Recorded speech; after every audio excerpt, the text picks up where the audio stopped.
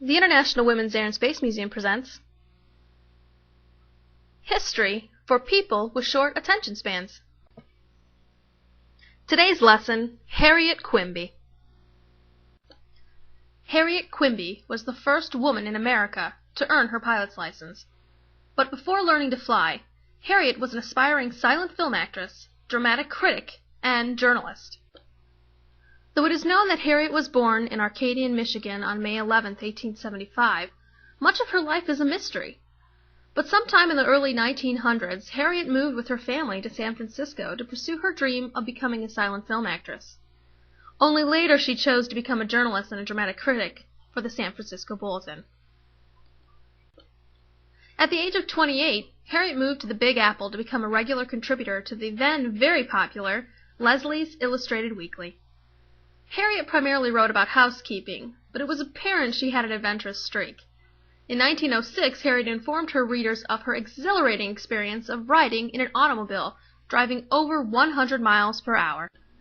So it was no surprise that Quimby became interested in aviation when in 1910 she attended the Belmont Park International Aviation Tournament on Long Island.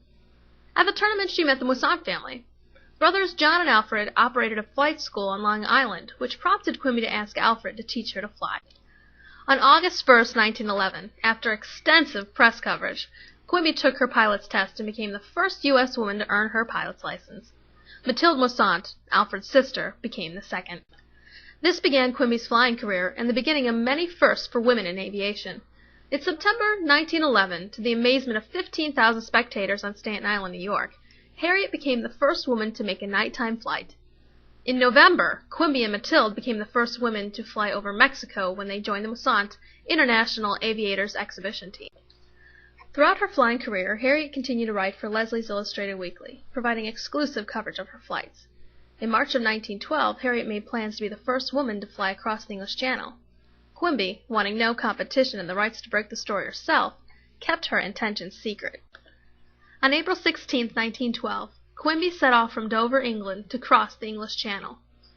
The flight took 59 intense minutes of flying through fog-enshrouded skies. But tragedy superseded Quimby's accomplishments. Only days before Quimby's monumental flight, the Titanic sank in the Atlantic after hitting an iceberg. The story made the front page of nearly every single newspaper. Quimby's story was relegated to the last page.